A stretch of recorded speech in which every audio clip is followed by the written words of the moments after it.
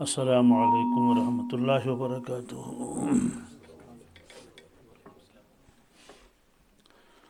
اس کا چہرہ ادھر مت رکھو۔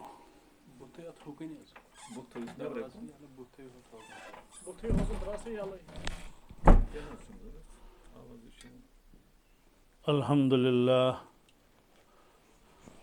للہ رب العالمین والصلاة والسلام علی سید الانبیاء والمرسلین وعلى آلہ الطیبین الطاہرین وعلى من تبعهم بإحسان إلى يوم الدين أما بعد قال الله تبارك وتعالى في القرآن المجيد أعوذ بالله من الشيطان الرجيم بسم الله الرحمن الرحيم ألهاكم التكاثر حتى زرتم المقابر كلا سوف تعلمون ثم كلا سوف تعلمون وقال النبي صلى الله تعالى عليه وسلم لو تعلمون ما أعلم لضحكتم قليلا ولبكيتم كثيرا أو كما قال صلى الله تعالى عليه وسلم صدق الله المولان العظيم وصدق رسوله النبي الأمي الكريم ونحن على ذلك من الشاهدين والشاكرين والحمد لله رب العالمين اللهم صل على سيدنا محمد وعلى آل سيدنا محمد وأصحاب سيدنا محمد وبارك وسلم عليهم اللهم صل على سيدنا محمد وعلى آل سيدنا محمد وأصحاب سيدنا محمد وبارك وسلم عليهم اللهم صل على سيدنا محمد وعلى آل سيدنا محمد وأصحاب سيدنا محمد وبارك وسلم عليهم وصل على جميع الأنبياء والمرسلين وعلى ملائكتك المقربين وعلى عبادك الصالحين وعلى آل طاعتك أجمعين وارحمنا معهم برحمتك يا أرحم الراحمين رب اشرح لي صدري ويسر لي أمري واحلل عقدة من لساني يفقهوا قولي رب يسر ولا تعسر ولا تنقص وتمم بالخير وبك نستعين يا فتاح يا فتاح يا فتاح۔ اردو میں بات کرنی ہے کشمیری میں؟ ٹھیک ہے۔ ارشاد فرمایا حضرت رسول اللہ صلی اللہ علیہ وسلم نے، اے لوگو، جو میں جانتا ہوں اگر آپ لوگ وہ جانیں، جو میں دیکھتا ہوں اور آپ لوگ وہ دیکھیں، پھر کیا ہوگا؟ لَضَحِكْتُمْ قَلِيلًا وَلَبَكَيْتُمْ كَثِيرًا، تم بہت زیادہ رو گے اور بہت کم ہنسو گے۔ حضرت عائشہ صدیقہ رضی اللہ تعالیٰ عنہ فرماتی ہیں، میں حضرت رسول اللہ صلی اللہ تعالیٰ علیہ وسلم کی خدمت بابرکت میں حاضر تھی، یعنی حجر مبارک میں۔ مستقل مکان نہیں تھا حضرت رسول اللہ صلی اللہ علیہ وسلم کا۔ مستقل مکان کا مطلب یہ ہے جیسے بادشاہوں کے مکان ہوتے ہیں، بڑے مالداروں کے مکان ہوتے ہیں، 2 منزلہ مکان ہے، 3 منزلہ مکان ہے، 2-3 کنال زمین آس پاس ہوتی ہے اور دیوار بندی ہوتی ہے، اس کا ایک گیٹ بھی ہوتا ہے، گیٹ کیپر بھی ہوتا ہے۔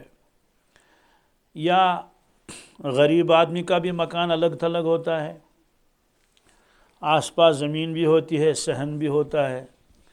ایسا بالکل نہیں تھا، یعنی اگر کوئی آدمی اجنبی مدینہ طیبہ میں آتا تھا، پھر اگر وہ یہ معلوم کرتا تھا کہ مجھے ملنا ہے حضرت رسول اللہ صلی اللہ علیہ وسلم سے، ان کا دولت خانہ اور ان کا مکان کہاں ہے، تو کوئی نہیں دکھا سکتا تھا، جب تھا ہی نہیں۔ سوال پھر آپ کیسے زندگی گزارتے تھے؟ مسجد کے برابر میں کچھ حجرے تھے، حجرہ مانے کمرے، تو انہی کمروں میں آپ زندگی گزارتے تھے۔ ایسا لگتا ہے کہ آپ ایک ہی کمرے میں ساری زندگی گزارتے، لیکن ازواج مطہرات کی تعداد ایک سے زیادہ تھی، 11 ازواج مطہرات باندیاں بھی تھی، اس لیے ہر زوجہ محترمہ کے لیے آپ نے الگ الگ ایک کمرہ دیا تھا۔ اسی کمرے کے ایک کونے میں چولہا تھا، وہیں ایک سوندری تھی، چھوٹا سا غسل خانہ جس سے کہتے ہیں، اس پر کپڑا لٹکا رہتا تھا۔ تو ہر ایک زوجہ محترمہ اسی میں رہتی تھی اور ساری زندگی اسی میں گزاری۔ 2 کمرے نہیں تھے ازواج مطہرات کے، ایک کمرہ۔ اور صحابہ کو معلوم تھا کہ یہ کمرہ کس کا ہے، تو جو حضرت عائشہ صدیقہ کا کمرہ تھا رضی اللہ تعالیٰ عنہ، اسے کہتے ہیں یہ حجرت عائشہ ہے۔ یہ حضرت حفصہ کا کمرہ ہے، حجرہ میں کمرہ، یہ حضرت زینب کا کمرہ ہے۔ اس طرح سے یہ حجرے تھے۔ مدینہ طیبہ میں مسجد نبوی کے برابر میں ایک جگہ بنائی تھی ہم نے، وہ ایگزیبشن، یعنی وہاں نمائش تھی۔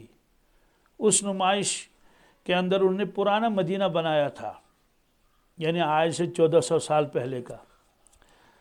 اس میں انہوں نے دکھایا تھا کہ صحابہ کرام کے مکانات کیسے تھے، کچے مکانات تھے، پتھر اور غارے سے بنے ہوئے تھے۔ اسی میں مسجد نبوی بھی انہوں نے بنائی، کہ مسجد نبوی تھی، سامنے صحن کھلا تھا، اوپر جو وہ چھت تھی ایسے پلین چھت، جیسے یہاں چھت ہوتے ہیں ایسے نہیں، کیونکہ یہاں تو برف باری ہوتی ہے، وہاں تو برف باری ہوتی ہی نہیں، بارشیں بھی بہت کم ہوتی ہیں، اوپر سے اس کے اوپر مٹی ڈلی ہوئی تھی۔ تو اس مسجد کے ایک طرف کو، یعنی اگر نماز پڑھنے والا کھڑا ہو جائے تو حی علی الفلاح، یعنی بائیں طرف، قبلے کے بائیں طرف یہ حجرے مبارک تھے۔ تو انہیں حجرے بھی بنائے تھے وہاں۔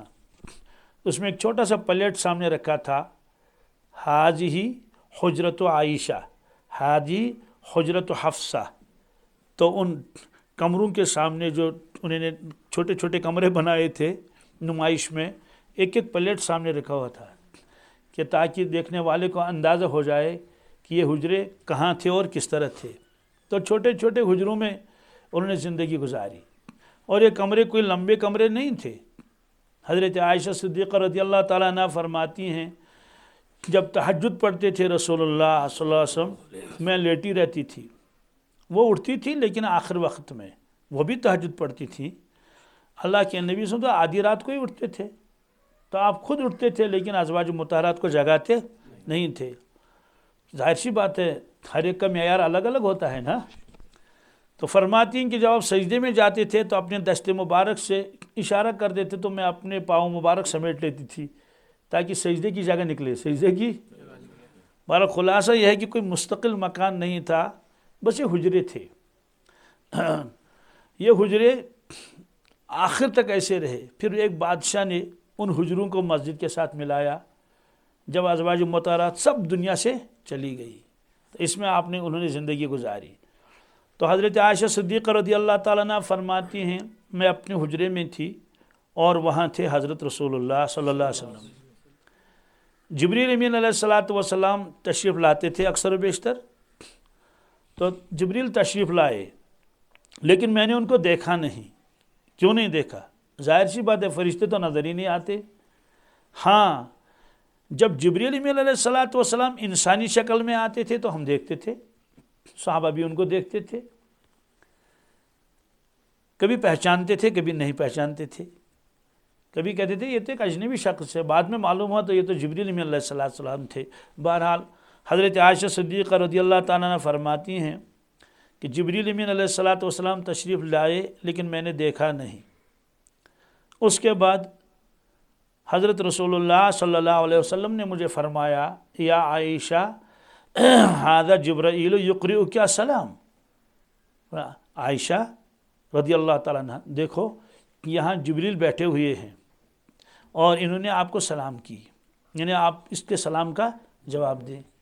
تو انہوں نے جواب دیا، وعلیہ السلام ورحمۃ اللہ وبرکاتہ، یعنی ان پر بھی سلام ہو اور اللہ کی رحمت و برکت۔ پھر عرض کیا، یا رسول اللہ صلی اللہ علیہ وسلم، انت تری ما لا نری وانت تسمع ما لا نسمع۔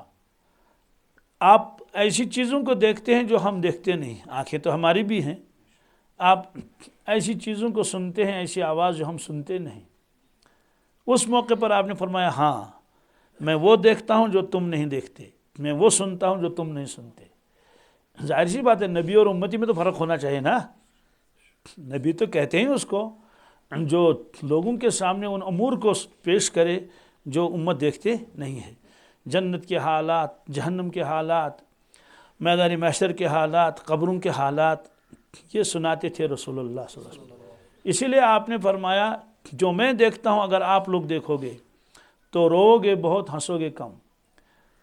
اور آپ نے فرمایا کوئی اپنے بستر پر بھی نہیں جائے گا، یعنی جیسے میاں بیوی ہوتے ہیں پیار محبت کے ساتھ رہتے ہیں، میاں بھی بھاگ جائے گا، بیوی بھاگ جائیں گے، جائیں گے لوگ کہاں جائیں گے؟ جنگل جائیں گے۔ کیا کرنے کے لیے؟ رونے کے لیے۔ کس کے لیے؟ روئیں گے، چیخیں گے، چلائیں گے، واویلا کریں گے، یا اللہ ہم کو بچا، یا اللہ ہم کو بچا۔ کس سے؟ قبر کے عذاب سے، دوزخ کے عذاب سے، محشر کے عذاب سے۔ یعنی گھبراہٹ طاری ہو جائے گی، خوف زدہ ہوں گے، روئیں گے بہت، کھانا پینا بھی بھول جائیں گے۔ لیکن اللہ تعالیٰ نے ان چیزوں کو پوشیدہ رکھا ہے۔ اللہ کے نبی صلی اللہ علیہ وسلم دیکھتے تھے۔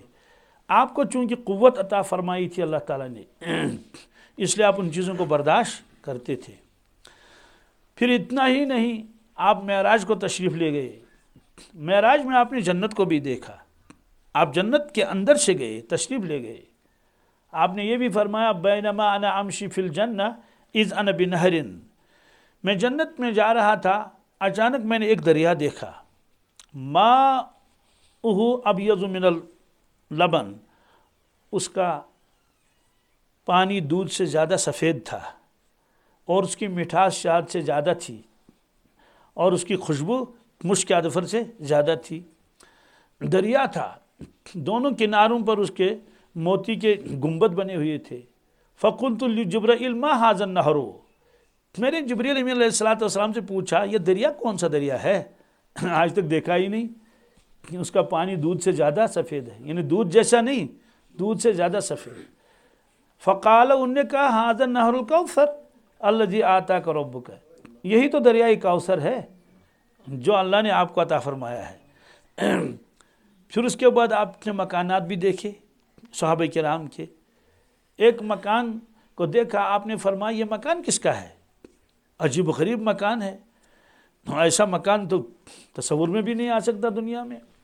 انہوں نے کہا یہ آپ کے ایک امتی کا مکان ہے، یہ نہیں کہا آپ کا مکان ہے، آپ کے کس کا؟ کہ حضرت عمر فاروق رضی اللہ عنہ کا مکان ہے۔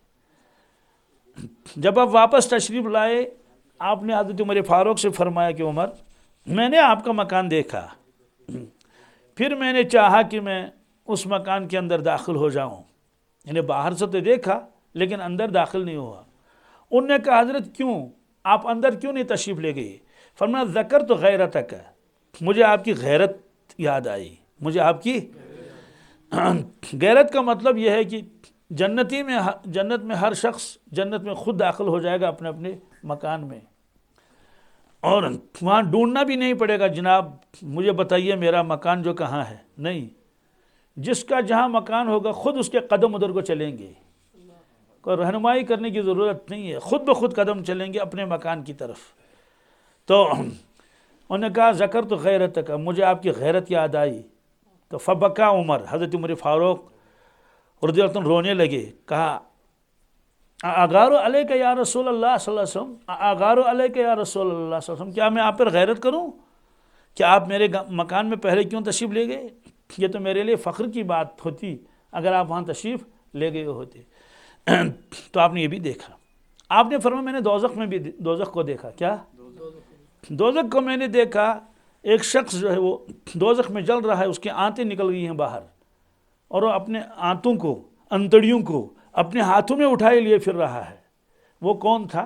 وہ شخص تھا جس نے سب سے پہلے بت مکہ میں لائے، عمرو بن لحی اس کا نام تھا، یہ شخص تھے۔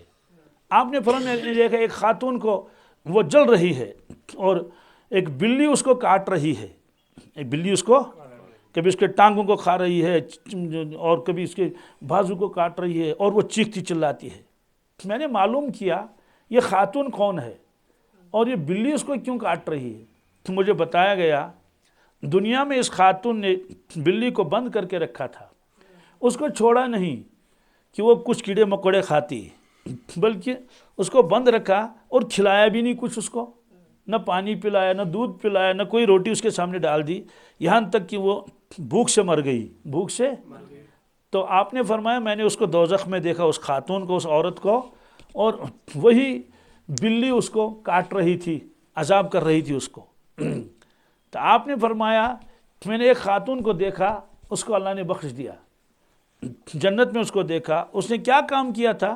ایک پیاسے کتے کو اس نے پانی پلایا تھا.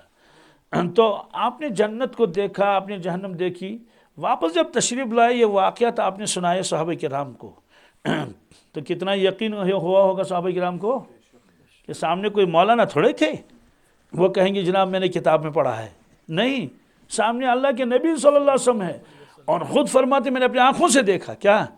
خواب نہیں، بیداری میں. اسی کو تو معراج کہتے ہیں نا. تو شک شبہ کی گنجائش کہاں؟ لیکن ہم جس دور میں ہیں اس کے بارے میں یہ ہے کہ امت کا ایمان کمزور ہوگا. کیا؟ امت کا ایمان یقین کمزور ہوگا. کہیں گے ہاں جنت جہنم ہے، لیکن وہ کیفیت ان کے دلوں میں نہیں رہے گی، اور دنیا کی محبت غالب آئے گی. دنیا کی محبت، جب دنیا کی محبت غالب آتی ہے تو انسان اللہ سے دور ہو جاتا ہے، اللہ کے نبی سے دور ہو جاتا ہے. مسلمان کے لیے اس سے بڑا زیادہ نقصان کوئی چیز نہیں، اور اس سے بڑا بدنصیبی کوئی نہیں ہے کہ آدمی اپنے اللہ سے دور ہو جائے، آپ نے اپنے نبی سے دور ہو جائے، دین سے دور ہو جائے. آپ نے فرمایا حب دنیا راس کل خطیۃ، دنیا کی محبت ہر گناہ کی جڑ ہے. تو دنیا کی محبت کی وجہ سے آدمی جھوٹ بھی بولتا ہے، دھوکہ بھی دیتا ہے، ظلم بھی کرتا ہے. دنیا کی محبت کی وجہ سے آدمی دین کو بھی چھوڑ دیتا ہے. دنیا کے کاموں میں مزہ آتا ہے، گھر میں صفائی ہو رہی ہے اوپر سے نیچے تک 4 گھنٹے صفائی ہو رہی ہے، اپنے آپ کو لوگ تھکا رہے ہیں، ماں بہنیں بھی تھک گئی ہیں، صفائی کر رہے ہیں اور کچن کو صاف کر رہے ہیں اور کھانا پکایا جا رہا ہے. یہ اور دین کا نقصان ہوگا کہ دنیا کی محبت غالب آ گئی. پھر جب دنیا کم ہوتی ہے تو غم بھی ہوتا ہے. افسوس ان کے پاس ہے ہمارے پاس نہیں، ان کے پاس ہے ہمارے پاس. یہ 24 گھنٹے کا غم ہے ان کے اوپر سوار ہے. کیوں؟ بس یقین کی کمی ہے، یقین کی. آپ نے یہ بھی فرمایا کہ لوگوں دنیا میں غریب بھی ہوں گے، امیر بھی ہوں گے. بلکہ ایک روایت میں آپ نے یہ فرمایا کہ اللہ تبارک تعالیٰ نے آدم علیہ السلام کو اپنے سامنے لایا عالم ارواح میں، پھر اپنا دست مبارک اس کے شانوں پر، پشت مبارک پر ایسے پھیرا تو چھوٹے چھوٹے انسان وہاں جمع ہو گئے، یعنی ہم سب. تو آدم علیہ السلام نے دیکھا سب انسانوں کی طرف، مرد بھی تھے عورتیں بھی. تو اللہ تعالیٰ سے عرض کیا یا اللہ یہ لوگ کون ہیں؟ تو اللہ تعالیٰ نے فرمایا یہ آپ کی اولاد ہے، یہ آپ کی. تو فرا فیہم فقیرا وغنیا، آپ نے دیکھا اس میں کچھ مالدار بھی ہیں، کچھ غریب بھی ہیں، کچھ تندرست بھی ہیں، کچھ کمزور و ناتوان بھی ہے. تو اللہ سے عرض کیا یا رب لولا سویت بینہم، لولا سویت بین عبادک، یا اللہ آپ نے اپنے بندوں کے درمیان میں یکسانیت کیوں نہیں رکھی؟ سارے ہی سارے مالدار ہوتے، ایک بھی غریب نہ ہوتا، سارے کے سارے تندرست ہوتے ہیں، ایک بھی ناتوان نہ ہوتا، کمزور ضعیف نہ ہوتا. آپ نے فرمایا انی احببت ان اشکر، یہ میں نے جان بوجھ کر کیا، یہ میں نے کیوں؟ تاکہ لوگ میرا شکر کریں. کیسے شکر کریں گے؟ مالدار غریب کو دیکھے گا تو شکر کرے گا کہ اللہ نے مجھے مال دیا ہے. اپنے گھر سے نکلا دیکھا ایک آدمی بھیک مانگ رہا ہے، یہ شکر کرے گا یا اللہ آپ نے مجھے اس سے بچایا ہے. ٹھیک ہے مالدار میں زیادہ نہیں ہوں لیکن کم از کم بھکاری بھی نہیں ہوں، تو اللہ کی نعمتوں کو یاد کرے گا. ایسے ایک آدمی جو ہے وہ چل رہا ہے، راستے میں ایک نابینا مل گیا، نابینا، اندھا، عامہ. وہ دیکھا بیچارہ لاٹھی ہاتھ میں لیے ہوئے اور وہ سڑک پر آہستہ آہستہ چل رہا ہے. تو اس کو فوراً یاد آئے گا یا اللہ آپ کا احسان ہے، میرے آنکھوں میں روشنی ہے، میں نابینا اور اندھا نہیں ہوں. آگے چلا دیکھا ایک آدمی جو ہے وہ لکڑی کے سہارے چل رہا ہے، لاٹھی کے سہارے چل رہا ہے، وہ چل نہیں پاتا، بیچارہ معذور ہے. فوراً شکر کرے گا یا اللہ آپ کا احسان ہے، میری ٹانگیں ٹھیک ہے. آگے گیا دیکھا کہ کوئی آدمی جو ہے وہ خیمے میں رہ رہا ہے، مکان بھی اس کے پاس نہیں ہے. جیسے بہت سارے لوگ ہمارے علاقے میں آتے ہیں راجوری اور پونچھ کے لوگ وہ میدانوں میں اور کہاں کہاں وہ اپنا وہ خیمہ لگاتے ہیں، 6 مہینے اسی میں گزارتے ہیں، 6 مہینے بارش میں بھی ویسے ہی ہوتے ہیں، برف میں تو اور آپ لوگ چلے جاتے ہیں تو بارشیں ہوتی ہیں، وہی ان کا کچن بھی ہے، وہی ان کی بیٹھک بھی ہے، وہی ان کا سہارا ہے. ان کو خانہ بدوش کہتے ہیں، کھانا مانے گھر، بدوش مانے کندھوں کے اوپر. تو یہ بھی زندگی گزارتے ہیں. تو اس لیے نسخہ دیا ہم کو اللہ کے نبی صلی اللہ علیہ وسلم نے کہ میرے امتیوں دنیا میں دیکھو ان لوگوں کو جو تم سے مال میں بہت کم ہوں، تو پھر اپنے مال کو دیکھو ان کے مقابلے میں، تو تمہیں معلوم ہوگا کہ مجھے اللہ نے بہت دیا ہے، تو شکر کی عادت بنے گی. اور دین میں ان لوگوں کو دیکھو جو تم سے آگے ہیں، پھر ویسے بننے کی کوشش کر لو کہ ان کے گھر میں تو 5 نمازیں تو کیا 8 نمازیں پڑھی جاتی ہیں، کہ سنا ہے کہ کیونکہ ہمسائے کی کوئی چیز چھپی ہوئی نہیں رہتے ہیں. ان کے بچے نماز کے پابند ہے، ہمارے بچے نماز کے پابند نہیں ہے. ان کے یہاں رمضان کا خاص اہتمام ہوتا ہے، تلاوت کا، ہمارے یہاں نہیں ہے. تو پھر ویسا بننے کی کوشش کر لو، یعنی مقابلہ کر لو کس میں؟ اعمال صالحہ میں، کہ ہم ان کے پاس ان تک پہنچے یا آگے ان کے بڑھے ہیں. چونکہ نسخہ الٹا ہو گیا ہے، ہم لوگ دنیائی اعتبار سے ان کو دیکھتے ہیں جو ہم سے آگے ہیں، پھر ناشکری کرتے ہیں. اور اسی طرح سے دین کے بارے میں ان کو دیکھتے ہیں جو ہم سے پیچھے ہیں. شیطان کہتا ہے یلی امس بخش خدا چبخشینا، یہ شیطان دھوکہ دیتا اس کو. تو پھر آپ نے فرمایا میں نے دوزخ کو بھی دیکھا، وہاں میں نے 2 طبقوں کو زیادہ دیکھا. آپ کا دھیان میری طرف ہے نا؟ میں نے 2 طبقوں کو دیکھا. کس میں؟ دوزخ میں. ایک تو میں نے مالداروں کو دیکھا کہ مالدار بہت دوزخ میں جل رہے ہیں غریبوں کے مقابلے میں. غریبوں کی تعداد کم تھی دوزخ میں اور مالداروں کی زیادہ. اس کی وجہ کیا ہے؟ اس کی وجہ یہ ہے کہ مالداروں نے دنیا ہی کو اپنا مقصد زندگی سمجھا، اس لیے اعمال میں کوتاہی کی، اعمال میں نمازیں چھوڑ دیں، تلاوت چھوڑ دی، کوئی تیاری نہیں کی آخرت کی، اسی مال میں لگے رہے، لالچ میں لگے رہے، کاروبار کو بہت بڑھایا، یہاں تک کہ موت آ گئی. کیا آ گئی؟ جب مر گئے تو کچھ بھی ان کے پلے نہیں تھا. اور پھر دوسری بات ہے کہ مال کی لالچ آدمی کو پتہ نہیں کیا کیا کراتی ہے. تو حلال بھی اور حرام بھی، یہ ساری چیزیں، اور ظلم بھی. یہی مال جو آدمی کو جنت میں پہنچاتا، اس مال نے ان کو دوزخ میں پہنچایا، جہنم میں. ایک تو اس وجہ سے کہ ان کو فرصت ہی نہیں ملی نمازوں کی، اتنے لمبے چوڑے کاروبار تھے ان کے پاس. دوسری بات یہ ہے کہ جب مال ملا تھا ان کو، اس مال کو خرافات میں خرچ کیا، غریبوں پر خرچ نہیں کیا، بس اپنا پیٹ اسی میں لگا لیا. ہر وقت کپڑے بہت سارے لائے اور زیورات لائے، اسی میں لگ گئے، نقصان ہو گیا. دوسرا طبقہ میں نے خواتین اور عورتوں کو دیکھا کہ مردوں کے مقابلے میں عورتیں زیادہ تھیں. یہ آپ نے خود خواتین کے اجتماع میں فرمایا. رسول اللہ صلی اللہ علیہ وسلم نے فرمایا کہ یا معاشر النساء تصدقنا فإنی اریدکن اکثر اہل النار. خواتینوں صدقہ خیرات کیا کرو، میں نے دوزخ میں عورتوں کو زیادہ دیکھا. الحمدللہ. خواتین نے عرض کیا بما یا رسول اللہ صلی اللہ علیہ وسلم، اس کی کیا وجہ ہے؟ آپ نے خواتین کو زیادہ کیوں دیکھا؟ آپ نے 2 چیزیں فرمایا تکثرن اللعنہ وتکفرن العشیرہ. تمہاری زبان خراب ہے، تمہاری زبان، تم لعنت بہت کہتی ہو، لان تان کرتے ہیں نا، لان پام دیون، تم لان تان بہت کرتی ہو، ناشکری بھی کرتے ہو. کیا جی؟ دوسرے مالداروں کو دیکھتے ہیں، کہتے ہیں ہمارے پاس کچھ بھی نہیں. تو یہ جو تم لان تان کرتے ہو یہ زبان کا گناہ ہے، ناشکری بھی کرتے ہو یہ بھی زبان کا گناہ ہے. یہ چیز میں نے دیکھی. اس سے معلوم ہوا لان تان کرنے سے، ناشکری کرنے سے آدمی جو ہے وہ دوزخ کی طرف چلا جاتا ہے.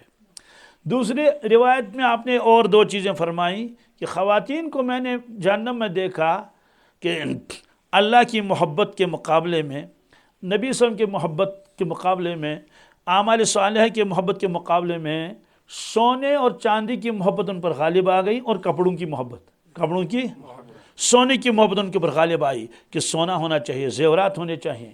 بس اسی فکر میں ہر وقت لگے کہ اس کے پاس 7 پاؤنڈ ہے، میرے پاس تو 5 ہی ہیں، اس کے پاس 6 ہے تو میرے پاس 3 ہی ہیں. ہر وقت اسی پریشانی میں لگے رہے. اور کپڑوں کی محبت، کیا ہے؟ زیادہ سے زیادہ کپڑے ہوں، بہت سارے کپڑے ہوں، نئے نئے قسم کے کپڑے ہوں. فرمایا کہ اس چیز نے ان کو غافل کر دیا، یہاں تک کہ ان کو نقصان ہو گیا.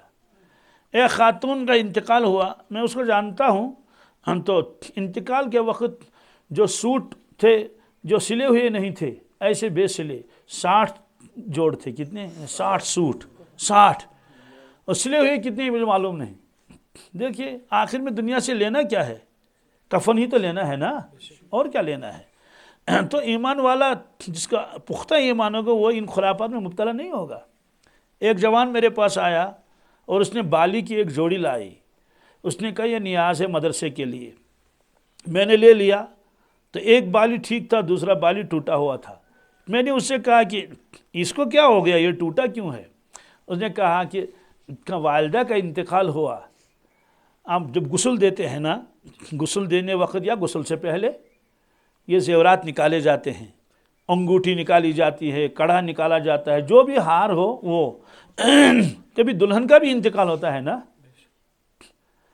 ایک دلہن کو لائے تھے رات کو، صبح کو اس کا انتقال ہوا، تو کتنے زیورات ان کے لگے ہوئے تھے۔ تو بہرحال انہوں نے کہا کہ ہم نے تو وہ زیورات نکالے، لیکن یہ ایک بالی نکلا نہیں کان سے، یہ تو یہ تو توڑ کے نکالنا پڑا، کیا اندازہ لگائیے، جو بالی اس کے کانوں میں تھے اور برسوں سے، کیا واللہ عالم 30 سال ہو گئے، 20 سال ہو گئے، وہ بھی نکالا گیا۔ تو اس وقت میت کو پتہ چلے گا کہ میں دنیا سے جو نکلا خالی ہاتھ، دنیا کی کوئی چیز ساتھ نہیں، دنیا کی چیز اگر ساتھ بھی جائے گی تو وہ کس کام کی؟ کیا فرشتے وہاں یہ دیکھیں گے کہ تمہارے ساتھ سونا کتنا ہے؟ وہ تو سب سڑ جائے گا، کس میں؟ قبر میں، قبر میں وہ بوسیدہ ہو جائے گا۔ ہم لوگ ایمان والے ہیں، اگرچہ ہمارا ایمان کمزور ہے لیکن پھر بھی ہم ایمان والے ہیں، الحمدللہ رب العالمین۔ تو یقین ہونا چاہیے، یقین مانگنا چاہیے اللہ سے۔ آخرت کا یقین جس کے اندر جتنا ہو، واللہ دنیا کی محبت اس سے کم ہو جائے گی، جتنا یقین ہو تو اعمال صالحہ سے ہماری زندگی بنے گی۔ تو اللہ کے نبی صلی اللہ علیہ وسلم نے یہی فرمایا کہ دنیا کی محبت غالب آئے گی اور دین کی عظمت کم ہو جائے گی، اعمال صالحہ کی عظمت دل سے نکل جائے گی۔ میں نے آپ کے سامنے آیت پڑھی، الہاکم التکاثر حتی زرتم المقابر، اس کا ترجمہ ہے کہ اے دنیا کے انسانوں، الہاکم التکاثر، تم کو غفلت میں ڈالا، تم کو کس نے؟ مال کی زیادتی نے، مال کی محبت نے، کہ میرے پاس زیادہ مال ہو، کیا ہو، یہ کیفیت برابر رہی، حتی زرتم المقابر، یہاں تک کہ تمہاری لاشیں قبر میں پہنچ گئی، یعنی بڑھاپے میں بھی یہ محبت تمہارے دل سے نہیں نکلی۔ جوانی میں تو بہرحال چلو تھی ہی، لیکن بوڑھے ہو گئے، اب بھی یہ محبت تمہارے دل سے نہیں نکلی۔ کلا، ہرگز تمہیں ایسا نہیں کرنا چاہیے تھا، سوف تعلمون، ان قریب مرنے کے وقت آپ کو پتہ چل جائے گا تم نے اپنا کتنا نقصان کیا۔ تو اللہ نے ہم کو ایمان عطا فرمایا ہے، اللہ کی ذات ہے، کیا شک ہے اس میں؟ اللہ کے نبی صلی اللہ علیہ وسلم آخری نبی ہیں، کیا شک ہے اس میں؟ کوئی شک نہیں ہے، یہ صرف کتابوں میں لکھا ہوا نہیں ہے۔ آپ عمرہ کر لی کے تشریف لے جائیے، دیکھیے ساری چیزیں موجود ہیں۔ جس غار میں پہلی وحی نازل ہوئی وہ غار موجود ہے یا نہیں ہے؟ غار ہرا موجود ہے جس میں پہلی وحی نازل ہوئی؟ یہ نہیں کہ جناب یہاں غار تھا، یہاں غار اب نہیں رہا، یہ نہیں، وہ غار اپنی اسی پوزیشن میں ہے۔ تو غار ثور میں آپ 3 دن رہے، وہ موجود ہے؟ بالکل ہے۔ کعبہ کا آپ طواف کرتے تھے، کعبہ موجود ہے۔ جس شہر میں آپ تولد ہوئے وہ جگہ موجود ہے، جس جگہ پر آپ تولد ہوئے وہ جگہ بھی موجود ہے، شہر ہی نہیں، اس کو غزہ کہتے ہیں آج، کیا کہتے ہیں؟ تو مولد وہاں ہے، وہاں ایک کتب خانہ بنایا ہے حکومت نے۔ آپ کے جو اپنا گھر تھا دولت خانہ مکہ میں، کس میں؟ مکہ شریف میں۔ مکہ شریف میں تو مکان تھا آپ کا، لیکن وہ اپنا نہیں تھا، وہ تو دادے کا تھا۔ کس کا؟ دادے جان کا تھا، وہ موجود ہے۔ اور جہاں صلح ہوئی، صلح حدیبیہ، وہ میدان موجود ہے۔ جس درخت کے نیچے آپ نے صحابہ کرام سے بیعت لی وہ جگہ موجود ہے، درخت نہ صحیح لیکن جگہ تو موجود ہے نا۔ تو میدان بدر موجود ہے، اور شہدائی بدر کی قبریں موجود ہیں، احد موجود ہے، شہدائی احد سامنے ہیں، اور 4 دیواری میں ان کی قبور مبارک ہیں، وہ جگہ موجود ہے۔ آپ نے ایک کنویں میں لعاب دہن ڈالا، اس کا پانی کھٹا تھا، وہ میٹھا ہو گیا، وہ کنواں آج تک ہے، الحمدللہ میں نے بھی اس میں سے پانی پیا ہے۔ آپ قبا تشریف لے گئے، سب سے پہلے آپ نے ایک مسجد کی بنیاد ڈالی، اس کا تذکرہ قرآن پاک میں بھی ہے۔ قبا کی مسجد آج بھی ہے، اس کو کہتے ہیں مسجد قبا۔ ہم نے پہلا جمعہ آپ نے جس جگہ پڑھا وہاں مسجد ہے، مسجد جمعہ، کیا؟ ایک مسجد میں آپ نے ایک ہی نماز دو طرف کو پڑھ لی، کیونکہ پہلے قبلہ تھا بیت المقدس، بیت المقدس بھی اسی کو کہتے ہیں اور مسجد اقصیٰ بھی اسی کو کہتے ہیں۔ ظہر کی نماز 2 رکعتیں آپ نے شمال کی طرف پڑھا ہی، بیت المقدس شمال میں ہے اور خانہ کعبہ وہاں جنوب میں ہے مدینہ طیبہ میں، تو 2 رکعتیں ادھر پڑھائی 2 رکعتیں ادھر پڑھائی۔ کیسے پڑھائی یہ الگ مسئلہ ہے، لیکن بہرحال 4 رکعتیں، 2 ادھر 2 ادھر، بالکل آپ چل کر آئے اور ادھر کو پڑھ لی نماز۔ مسجد موجود ہے، مسجد قبلتین، کیا؟ تو جب مسجد آپ نے مسجد نبوی جس کو کہتے ہیں، اللہ تعالی ہم سب کو پہنچائے اپنے فضل و کرم سے، ریاض الجنہ آج بھی موجود ہے، جس محراب میں آپ نے 10 سال نماز پڑھائی، کیا؟ محراب اس کو کہتے ہیں جہاں امام کھڑا ہوتا ہے، اس کو محراب کہتے ہیں۔ وہ محراب اپنی جگہ پر ہے، وہ محراب 1500 سال کے قریب ہوا وہاں امام نماز پڑھا رہا ہے، درمیان میں تو دوسری جگہ نماز پڑھا رہا تھا لیکن آج اسی جگہ پڑھا رہا ہے۔ ممبر کہتے ہیں خطبے کی سیڑھی کو، خطبے کے جو خطیب ہوتا ہے نا امام، جمعہ جب پڑھاتا تو خطبے کی سیڑھی ہوتی ہے، تو خطبے کی سیڑھی جہاں تھی آج بھی وہیں ہے، ٹھیک ہے؟ وہ لکڑی تو دوسری انہوں نے تبدیل کر لی لیکن جگہ تو ہے نا۔ جہاں صحابہ کرام بیٹھتے تھے صفہ والے، اصحاب صفہ، وہ صفہ آج بھی موجود ہے، وہ صفہ، اور 10,000 صحابہ مدینہ طیبہ میں دفن ہے، باقی تو دوسرے ملکوں میں چلے گئے، کوئی ایران گیا، کوئی عراق گیا، کوئی اور کہیں چلا گیا، 10,000۔ تو سامنے قبرستان ہے، اس کو جنت البقیع کہتے ہیں، کیا؟ اس میں 10,000 صحابہ کرام کی قبریں موجود ہیں، اسی میں ازواج مطہرات ہیں اور ایک لائن میں ہیں، کیا؟ جی ایک ہی لائن میں ازواج مطہرات کو دفن کیا گیا، اور بالکل جو ہے یہاں سے لے کر وہاں تک ازواج مطہرات وہاں ہیں، سوائے 2 کے، سوائے کیوں؟ ایک کا انتقال ہوا مکہ شریف میں، ظاہر سی بات ہے ان کی قبر شریف کہاں ہے؟ مکہ میں، وہ ہے حضرت خدیجہ الکبریٰ رضی اللہ تعالیٰ عنہ، کیونکہ وہ مکے کی ہی رہنے والی تھی، ہجرت سے پہلے ان کا انتقال ہوا، اس لیے وہ جنت المعلیٰ میں ان کی قبر شریف ہے۔ دوسری ایک زوجہ محترمہ حضرت میمونہ، کیا؟ جی، تو وہ چونکہ سفر میں ایک جگہ ان کا انتقال ہوا، یہ مکہ شریف اور مدینہ طیبہ کے درمیان میں ہے اور مکہ کے قریب ہے، وہاں سے مکہ 21 کلومیٹر دور ہے، کتنا؟ جی اس کو صرف کہتے ہیں، کیا؟ آج کل اس کا نام ہے انوریہ، کیا؟ میں نے اس کی قبر شریف کو دیکھا ہے، بہت مرتبہ دیکھا ہے، اور جب بھی وہاں سے گاڑی گزرتی ہے تو ضرور ان کے لیے حساب ثواب کرتے ہیں، کیونکہ وہاں لوگ نہیں جاتے ہیں، کیونکہ وہ راستے میں ہے نا، اولاً پتہ بھی نہیں، تو حضرت میمونہ اس کو کہتے ہیں مقبرہ میمونہ، مقبرہ میمونہ۔ تو یہ 2 قبر شریف تو الگ الگ ہیں، باقی سارے ازواج مطہرات جو ہیں ایک ہی جگہ ہے، تو اہل بیت بھی ایک ہی جگہ ہیں۔ یہ صرف کاغذ میں لکھا نہیں ہے، کتاب میں نہیں لکھا ہے کہ ہمارے رسول اللہ صلی اللہ علیہ وسلم تھے پھر وہ نہیں، ایک ایک چیز موجود ہے، ایک ایک چیز، آپ کا پیالہ مبارک موجود ہے، آپ کا نالانی مبارک موجود ہے، رکھا ہے محفوظ امت نے۔ میرے کہنے کا مطلب تو یہ ہے کہ ہمارے نبی کریم صلی اللہ علیہ وسلم بالکل زندہ ہیں، حیات ہیں، ہر چیز موجود ہے، انہیں شک شبہ کی کوئی گنجائش نہیں ہے۔ تو اللہ تعالیٰ بھی ہیں، جب مخلوق ہے تو خالق نہیں ہوگا کیا؟ اسی طرح سے قرآن مجید یہ اللہ کی کتاب ہے، ذالک الکتاب لا ریب فیہ، اس سے کوئی شک شبہ نہیں ہے۔ ہم تو ایمان کی بنیاد پر مانتے ہیں، لیکن سائنس والے سائنس کی بنیاد پر اب قرآن پاک کو مانتے ہیں یہ اللہ کی کتاب ہے۔ کیوں؟ اس لیے کہ 1400 سال پہلے، 1450 سال، 15 سال ہونے کو قریب ہیں، قرآن پاک نے ایسی چیزیں بیان فرمائی جو اس زمانے میں وہم و گمان میں بھی نہیں تھی۔ تو آج سائنس والے کہتے ہیں کہ بالکل یہ تو صحیح ہے۔ اس کے لیے ایک شخص نے ایک کتاب لکھی ہے، آپ پڑھے لکھے ہیں، اس کتاب کو آپ ڈاؤن لوڈ کر سکتے ہیں، بازار میں تو بہت مشکل ہے وہ ملنا، چھوٹی سی کتاب ہے چند ورق کی، انگریزی میں ہے، القرآن دا الٹیمیٹ میریکل، لکھنے والا ہے احمد دیدات رحمۃ اللہ علیہ۔ انہوں نے وہ ساری آیتیں اس میں جمع کی ہیں کہ جن آیتوں کے اوپر سائنسدانوں نے تحقیق کر کے ایمان قبول کیا ہے۔ خلاصہ یہ ہے کہ اللہ تعالیٰ کی ذات ہے، مخلوق ہمارے سامنے ہے، اور محمد رسول اللہ صلی اللہ کے نبی ہیں، قرآن پاک اللہ کی سچی کتاب ہے۔ تو جو کچھ قرآن پاک میں اس پر ہمارا ایمان ہونا چاہیے۔ تو دنیا فانی ہے کیا؟ ایک آدمی فانی دنیا کے لیے اتنی محنتیں کرتا ہے تو حاصل ہی کیا ہے؟ ہر سال ہم محنت کرتے ہیں نا، کوئی مکئی بوتا ہے، کوئی دھان لگاتا ہے، شالی لگاتا ہے، اخروٹ کی محنت کرتے ہیں، سب سال ختم ہو گیا، کچھ بھی بچت نہیں۔ تو بچپن سے لے کر آج تک ہم یہی دیکھتے چلے آ رہے ہیں، کماتے ہیں کھاتے ہیں، کماتے ہیں کھاتے ہیں. بہت زور لگا کے کسی نے مکان بنایا اور کسی نے تھوڑی سی گاڑی خرید لی، اس کے علاوہ اور ہے کیا؟ تو دنیا اتنی محنت ہم سے لیتا ہے، ادھر سے کچھ نہیں دیتا. کچھ نہ کا مطلب ہے کہ وہ زیادہ نہیں دیتا، بس زور زبردستی کر کے اپنا گزارا کر لیتے ہیں. لیکن اللہ تعالیٰ ہم سے اتنی مشقت تو نہیں لیتے.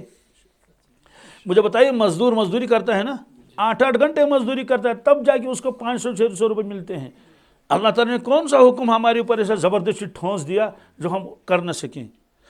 حج ہے، مالداروں پر فرض ہے، غریبوں سے کہا تم پر فرض نہیں. زکوٰۃ ہے، غریبوں پر فرض نہیں، مالداروں پر فرض ہے. تو 2 فرض ہو گئے نا 2 فرض.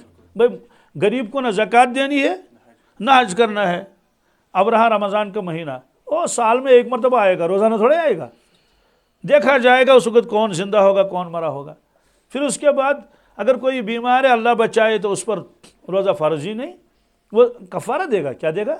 کفارہ دیتے نا، فدیہ دے گا، اس کو فدیہ کہتے ہیں اس کو.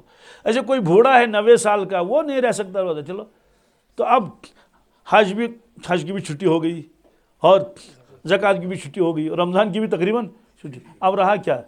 ایک نماز کے علاوہ رہا ہی کیا؟ اب وہ نماز بھی ہم نہیں پڑھ پاتے ہیں. کتابوں میں لکھا ہے، محققین نے لکھا ہے 3% فجر کی نماز پڑھتی ہے امت. کتنی؟ 100 میں سے 3. کیا؟ مجھے بتائیے، اگر ہم سب لوگ امتحان دے دیں گے، پھر 100 میں سے 3 مارکس ہمیں مل جائیں، 3 نمبر کتنے؟ تو فیل ہیں پاس. 100 میں سے 3 پاس تھوڑی ہوگا. اگر ہمارے بچے پڑھتے ہیں اسکولوں میں، 100 میں سے وہ 3-5 نمبر لیں گے، 3 یا 5 لیں گے، ہم ان سے راضی تھوڑے ہو جائیں گے. تو باپ بھی ناراض، ماں بھی ناراض، اساتذہ بھی ناراض، نانا بھی ناراض، نانی بھی ناراض، دادا دادی سب ناراض ہو جائیں گے کہ تم نے کیا کیا، تم نے ہم کو شرمندہ کیا، سارے پیسے تم نے ضائع کر دیے، کیا ہو گیا تم کو؟ 5 نمبر آ گئے آپ کو. تو اللہ تعالیٰ کو یہ حق نہیں؟ اے آخر زمان کے مسلمانوں، تمہیں کیا ہو گیا ہے؟ تمہیں فجر کی نماز میں صرف 5 نمبر ملی. کتنے؟ تو جب نماز نہیں پڑھتے اس کا مطلب یقین میں کمی ہے. کیا؟ اسی لیے ایک بزرگ نے فرمایا کہ اگر اللہ تعالیٰ مجھ سے پوچھیں گے امت کے لیے دعا کر لو. کیا کر لو؟ امت کے لیے دعا کر لو. تو مگر ایک ہی دعا، 5-10 نہیں. کیا؟ صرف ایک کا مطلب یہ ہے کہ ایک دعا ٹوٹل. 5-10 کا مطلب ہے کہ بیماروں کے لیے الگ دعا کریں گے، بے روزگاروں کے لیے الگ دعا کریں گے، جن کے بچے نہیں ہیں، اولاد نہیں، ان کے لیے الگ دعا کریں گے. یہی تو ہے نا بہت ساری دعائیں. مردوں کے لیے الگ دعا کریں گے، مغفرت کے لیے الگ دعا کریں گے. ایک دعا. اس سے لوگوں نے پوچھا آپ کیا دعا مانگیں گے؟ کیا؟ حضرت نے فرمایا میں امت کے لیے یقین مانگوں گا اللہ سے. کیا؟ کہ کیوں؟ کہ بس یقین ہی نہیں ہے. یقین آ جائے گا تو سارے مسئلے حل ہو جائیں گے.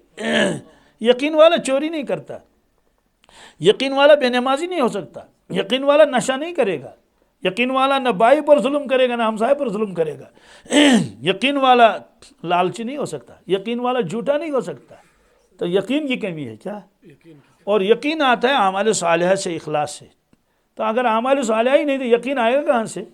مارننگ واک کرنے سے یقین تو نہیں آئے گا، کتابیں پڑھنے سے بھی یقین نہیں آئے گا، چاہے وہ دین کی کتابیں کیوں نہ پڑھے، وہ تو معلومات ہیں. وہ تو یقین جو آتا ہے یہ اعمال صالحہ کرنے سے آتا ہے، صحبت صالحین سے آتا ہے. وَاعْبُدْ رَبَّكَ حَتَّى يَأْتِيَكَ الْيَقِينُ قرآن پاک کی آیت ہے.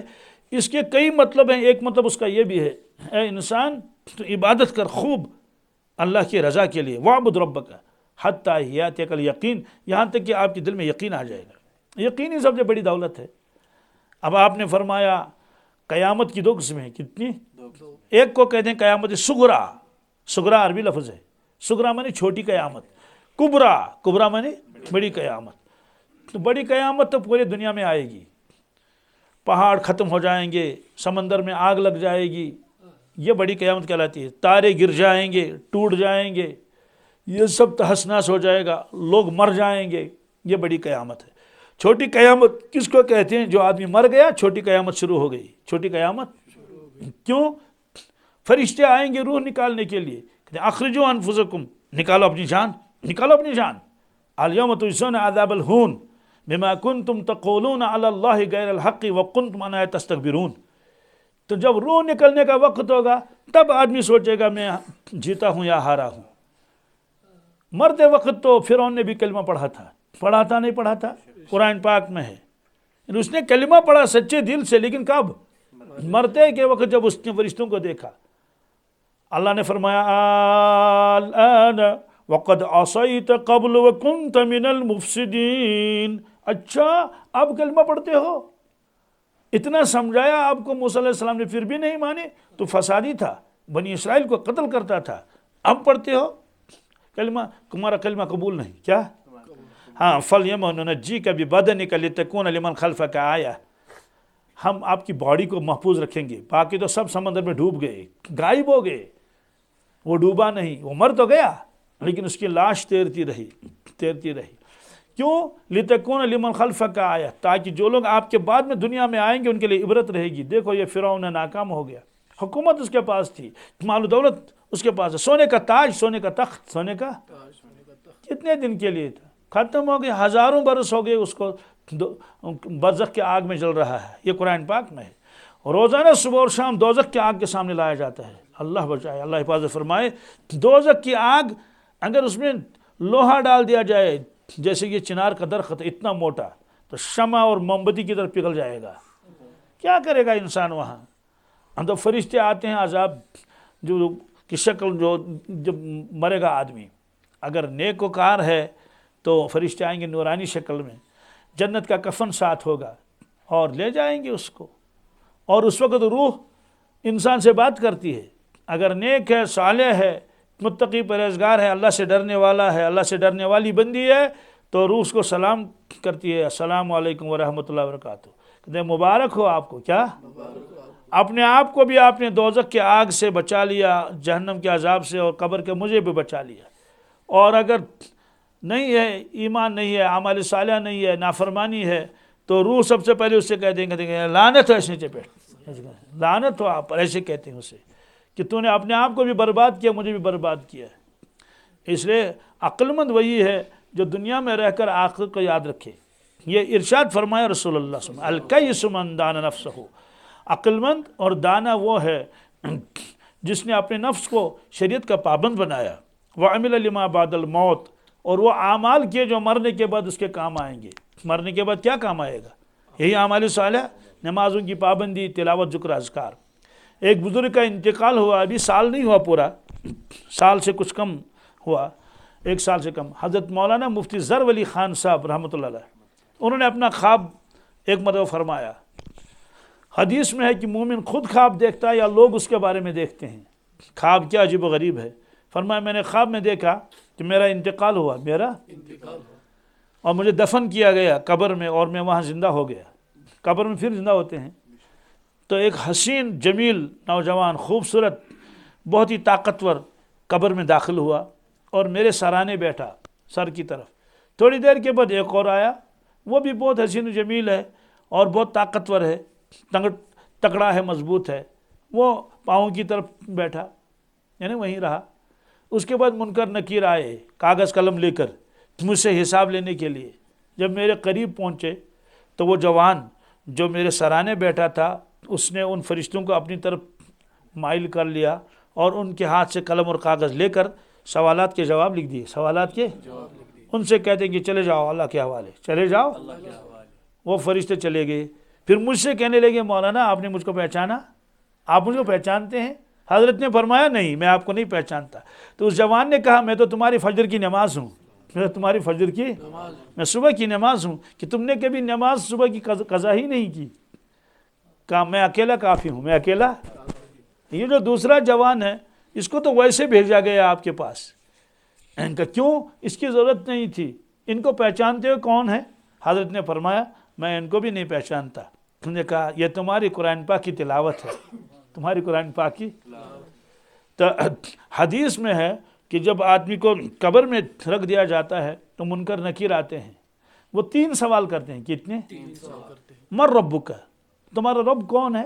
ما دینک، آپ دنیا میں کس دین پر تھے؟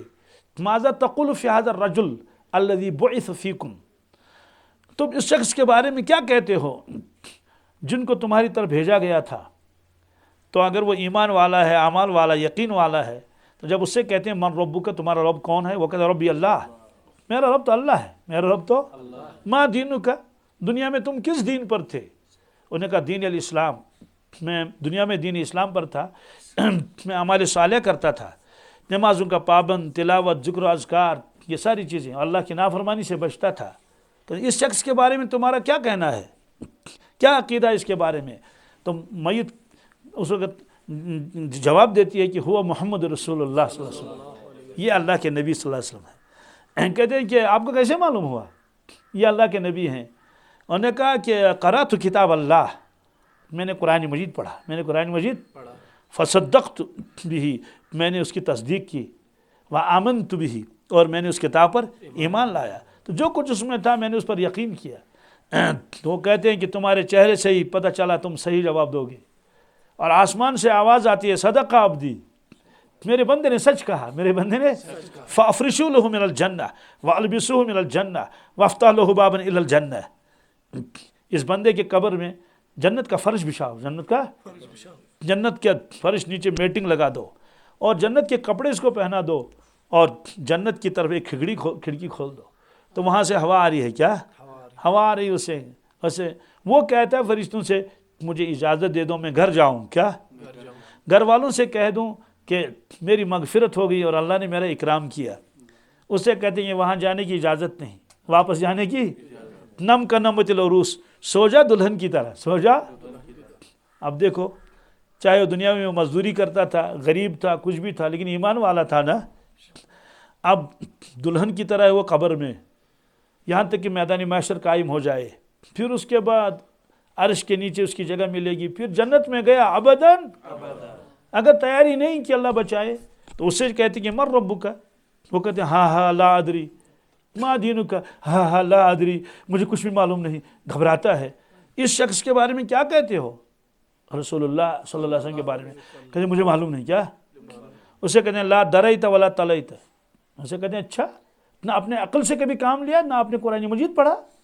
تو آواز آتی ہے یہ جھوٹا ہے. کیا؟ یہ نہیں میرا بندہ جھوٹ کہتا، نہیں، کہتے کذبا. کیا؟ یہ شخص جھوٹا کہتا، جھوٹ بولتا ہے. پہلے کیا فرمایا تھا؟ میرے بندے نے سچ کہا. میرے کیا؟ اپنی طرف نسبت کی، میرے بندے نے سچ کہا. اس کے بارے میں کیا ہے؟ اس شخص نے جھوٹ کہا، کذبا، جھوٹ بول رہا ہے. یہ جانتا تھا محمد رسول اللہ کو، دنیا میں یہ جانتا تھا. جانتے تھے نہیں جانتے تھے؟ سب لوگ جانتے ہیں نا، سب لوگ جانتے ہیں اس کو، پوری کائنات جانتی ہے. جو لوگ ان کی شان میں گستاخی کرتے ہیں وہ جانتے نہیں جانتے؟ اگر نہ جانتے تو کیسے کرتے؟ تو سب جانتے ہیں. کہتے ہیں کہ چونکہ یہ کوئی تیاری کر کے نہیں آیا، نہ اس کے دل میں اللہ کا خوف تھا، نہ ایمان تھا، نہ اعمال تھے، بس عیاش تھا. کیا؟ حرام کھانا اور یہی سب کچھ اس کا کام تھا، عیاش کرنا، بے حیائی کرنا، کوئی تیاری نہیں کی. فافرشوا له من النار والبسوا من النار وافتحوا له بابا الى النار. اس کے قبر میں آگ کا بچھونا بچھا دو، آگ کا بچھونا، آگ کا فرش لگاؤ، اور آگ کے کپڑے پہناؤ. کیا؟ آگ کے کپڑے پہناؤ، اور ایک کھڑکی کھولو دوزخ کی طرف. اس کے بعد فرمایا اللہ کے نبی صلی اللہ علیہ وسلم نے ایک ہتھوڑا لایا جاتا ہے لوہے کا، تو اس کے اوپر مار دیا جاتا ہے اس کے سر پر. فرمایا ایسی چوٹ اگر پہاڑ پر ڈال دی جائے تو پہاڑ ریزہ ریزہ ہو جائے گا. اس کی اتنی چیخیں نکلتی ہیں، انسان اور جنات کے علاوہ سب لوگ سنتے ہیں، یعنی سب کائنات سنتی ہے. چاہے گھوڑا ہو، گدھا ہو، کوئی جانور ہو، مشرق و مغرب تک. بس پھر زندہ ہو گیا، انہیں روح ڈال دی گئی، پھر مارا، سب ختم ہو گیا. اس لیے کوشش یہ کرنی چاہیے کہ کوئی عمل ہم سے چھوٹے نہیں. آخری کلام، صحابہ کرام نے عرض کیا یا اللہ کے نبی صلی اللہ علیہ وسلم کیا ہم اللہ تعالیٰ کو دیکھیں گے آخرت میں؟ آپ نے فرمایا انکم سترون ربکم کما ترون لیلۃ البدر، ضرور آپ دیکھیں گے اپنے مولا کو جیسے دیکھتے ہو 14ویں کے چاند کو، 14ویں رات کے. لیکن ساتھ میں آپ نے یہ بھی کہا کہ فَإِنِ اسْتَطَعْتُمْ أَلَّا تُغْلَبُوا عَلَىٰ صَلَاةٍ قَبْلَ طُلُوعِ الشَّمْسِ وَقَبْلَ الْغُرُوبِ فَافْعَلُوا. 2 نمازوں کے بارے میں ہمت کرو. کیا؟ ایک طلوع آفتاب سے پہلے، غروب آفتاب سے، یعنی فجر کی نماز اور عصر کی نماز قضا نہ ہونے پائے. کیا؟ فرمائی مغلوب مت ہو جانا، کوئی چیز آپ کے اوپر غالب نہ آئے. تو فجر میں کون سی چیز غالب آئے گی؟ نیند. عصر میں کون سی چیز غالب آئے گی؟ دنیا کا کام یا کھیل کود. تو حدیث میں بھی ہے ان 2 وقتوں میں فرشتوں کی تبدیلی ہوتی ہے.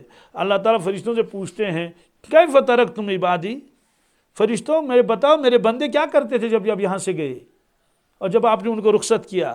فرشتے کہتے ہیں کہ اتیناہم وہم یصلون ترکناہم یصلون. یا اللہ جب ہم یہاں سے گئے تھے وہ نماز پڑھ رہے تھے صبح کی، اور جب ہم نے ان کو رخصت کیا وہ عصر کی نماز پڑھتے تھے. اس لیے ان دو نمازوں کی قسم کھائی اللہ نے، والفجر والعصر، قسم ہے صبح کی نماز کی، قسم ہے عصر کی. تو اگر کوتاہی کریں گے تو کیا کہیں گے؟ اتیناہم وہم نائمون، یا اللہ جب ہم یہاں سے گئے تھے وہ سو رہے تھے، وہ ترکناہم وہم نائمون یلعبون، جب ہم نے ان کو رخصت کیا وہ کھیل رہے تھے. کیا؟ کوئی کرکٹ کھیل رہا تھا، یا وہ کام کر رہے تھے، کوئی شالی کاٹ رہا تھا، کوئی گھر کا کام کر رہا تھا، کوئی کھانا پکا رہی تھی، کوئی کچھ. تو نہ صبح کی نماز پڑھی نہ عصر کی نماز پڑھی. اس لیے اللہ سے یقین مانگنا چاہیے، اپنی زندگی کو تبدیل کرنا چاہیے، دنیا کی لالچ نہیں رکھنی چاہیے، کسی کو ستانا نہیں چاہیے. کسی کو ستائیں گے تو اس کی سزا ملے گی دنیا میں بھی اور آخرت میں بھی.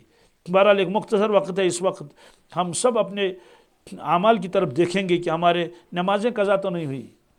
ایک شخص مجھ سے آیا ملنے کے لیے اور ریٹائر ہو گیا ہے. اس نے کہا میں نے اعتکاف کیا رمضان میں، مجھے بتایا گیا کہ اعتکاف ٹھیک ہے لیکن اللہ کا قرضہ آپ کے اوپر ہے. تو میں نے کہا کیا قرضہ ہے؟ کہا قضا نمازیں. تو میں نے اس سے پوچھا کتنی نمازیں قضا ہیں؟ اس نے کہا 20 سال کی. کتنی؟ میں نے کہا اللہ 20 سال کی. تو ایک ترتیب میں نے اس کو بتا دی. تو اللہ کا بندہ روزانہ 100 فرض پڑتا ہے. کتنے؟ کاروبار سب اپنے بچوں کے حوالے کر دیا کہ وہ چھوڑو، اب تو آخرت کی تیاری کرنی ہے. تو قرآن پاک نے بھی فرمایا ایھا الذین آمنوا اتقوا اللہ، ایمان والو اللہ سے ڈرو، ولتنظر نفس ما قدمت لغد، ہر شخص غور کرے کل قیامت کے دن کے لیے اس نے کیا بھیجا ہے وہاں. اگر گناہ بھیجے ہیں تو توبہ کرے، اگر نیکیاں کم بھیجی ہیں تو نیکیوں کا اضافہ کرے. اور فرمایا واتقوا اللہ، لوگوں ڈرو اللہ سے، ان اللہ خبیر بما تعملون، جو تم کرتے ہو اللہ کو سب خبر ہے خبر یا نہیں؟ وَلَا تَكُونُوا كَالَّذِينَ نَسُوا اللَّهَ، اے ایمان والو ان لوگوں کی طرح نہ ہو جانا جنہوں نے اللہ کو بھلا دیا. فَأَنسَاهُمْ أَنفُسَهُمْ، اللہ نے ان کو بھلا دیا. أُولَٰئِكَ هُمُ الْفَاسِقُونَ، یہ لوگ تو نافرمان ہیں. تو اللہ تعالیٰ نصیحت فرماتے ہیں. کسی جگہ فرمایا یا ایھا الذین آمنوا، اے ایمان والو لا تلہیکم اموالکم ولا اولادکم عن ذکر اللہ، تمہارا مال اور تمہاری اولاد آپ کو اللہ کی یاد سے غافل نہ کرے. وَمَن يَفْعَلْ ذَلِكَ فَأُولَٰئِكَ هُمُ الْخَاسِرُونَ، جو آدمی ایسا کرے گا تو بڑا نقصان اٹھائے گا.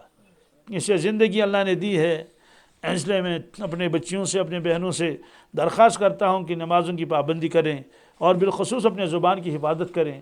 اور موبائل تو عام ہے آج، تو غلط استعمال موبائل نہ کرے کوئی. کیوں؟ یہ اتنے گناہ جمع ہو جاتے ہیں آدمی کو پتہ بھی نہیں چلتا.